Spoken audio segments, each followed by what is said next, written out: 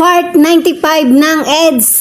Papa Eds, talaga ba nadismaya? Bakit kaya mga kalingap? At may dahilan ba si Papa Eds na siya ay madismaya sa ilang bahagi ng part ng EDC Part 95? Dahil batid naman po natin na ang Part 95 ng EDC ay full of sweetness and memories. So handa ka na ba na ating pag-usapan at alamin ang kasagutan? So tara na, pag-usapan natin at talakayin. Pero bago yan mga kalingap, mega love shoutout po muna sa inyong lahat. Magandang araw, magandang gabi. Saan mang sulok po ng ating mundo, mapa Luzon, Visayas at Mindanao, mapa OFW. So ayan, sa atin pong mga viewers, sa mga subscribers po natin, at syempre sa Team Kalingap, mga Kalingap Reactors, and of course Kuya Bal Santos Matubang, Ate Edna Vlogs, at syempre Kalingap Rob and Ma'am Jackie Tapia. Ayan, talagang tuloy-tuloy lang po tayo sa pagsuporta at alam naman po natin na talagang napakaganda ng kanilang adhikain na makatulong sa kapwa, mabigyan ng pabahay, scholarship at financial assistance. Ayan, grabe, tuloy-tuloy na po tayo mga kalingap. Pag-usapan na po natin at talakayin ang atin pong topic. Talaga ba Kalingap Edu nadismaya sa Part 95 ng EDC? Bakit kaya mga kalingap? Dito nga po mga kalingap sa Part 95 ng EDC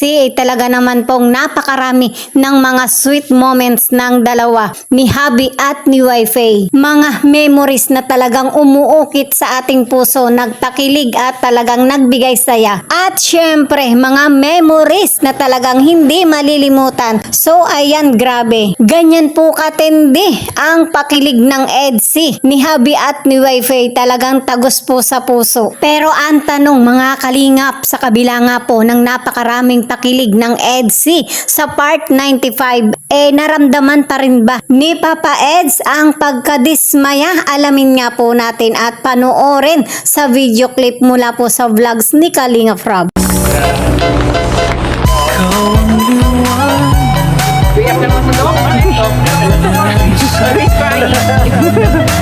Dahil mo pa yung nag-usapan na.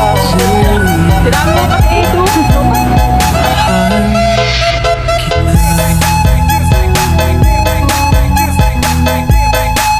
Grabe. Sana naman tayo ah. Ganito ba talaga to? Para naman tayong pinaglihiwalay nitong lamesa na to.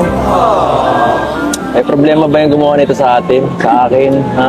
Grabe. Sana naman tayo ah. Ganito ba talaga to? Para naman tayong pinaglihiwalay nitong lamesa na to. May problema ba yung gumawa nito sa atin? Sa akin? Ha? Kaya nga eh. Alam mo, kahapon ka pa lumalayo, hanggang ngayon ba malayo ka pa din? Ako pa? Blessing ka. Grabe. Hanggang kailan ko ba titiisin to? Kaya nga pala, happy anniversary. So ayun, narinig po natin ang sinabi ni Papa Eds. Ito po mga kalingap, yung nasa sit up po sila ng dinner date po nila sa part ng 95 ng EDC.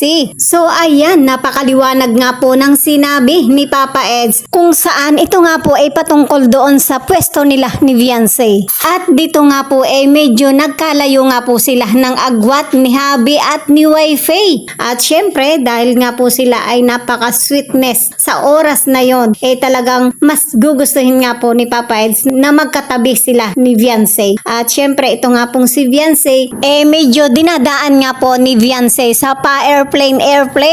At syempre din mga kalingap, ito nga pong si Papa Eds sobrang kinikilig kay Beyonce. So ayan, totoo po pala na talagang si Papa Eds nadismaya, pero napakaganda naman po pala ng kanyang hangarin. Ito nga po yung gusto ni Papa Eds na sila ay magkatabi sa kanilang dinner date, kasi nga napakalayo ng agwat nila sa isa't isa dahil dun sa arrange ng table nila ay pahaba. Kaya ramdam na ramdam ni Papa Eds na napakalayo ng kanyang si Wifey. At nakakatuwa naman po si Papa Eds, pati nga po yung table, yung yari ay napagdiskitahan saan pa. Syempre, para kay Papa Eds, masayang masaya siya sa piling ni Habi. Lalong-lalo na kung ito nga po ay lagi niyang katabi. Ramdam nila yung comfort nila sa isa't isa. At para naman kay Viancy, kay Wifi, talagang mahal na mahal niya si Habi. So ayan, sana'y nag-enjoy po kayo at kinilig sa ating topic. At syempre, dito nga po sa part 95 ay talagang napakaraming pakilig ang ginawa ng EDC na talagang nagbigay buhay sa atin pong mga puso, lalo na nga po sa ating mga viewers na patuloy pong sumusubaybay at sumusuporta sa love team po ng EDC. So ayan, tuloy-tuloy lang po tayo sa pagsuporta at pagmamarathon po ng lahat ng mga video upload ni Kalinga Prab at syempre ni Kuya Val Santos Matubang nang sa ganun ay patuloy pong makatulong sa ating pong mga kababayan. At syempre masayang masaya po tayo lalo na po ngayon at sa banda-banda riyan ay mabubuo na nga po ang Big 4 Love Team ng Kalingap. So marami-rami na rin pong muli ang atin pong imamarathon. Ayan, hanggang sa susunod po nating talakayan. Muli makiki-like and subscribe po sa inyong lahat. Thank you so much and God bless po sa ating lahat.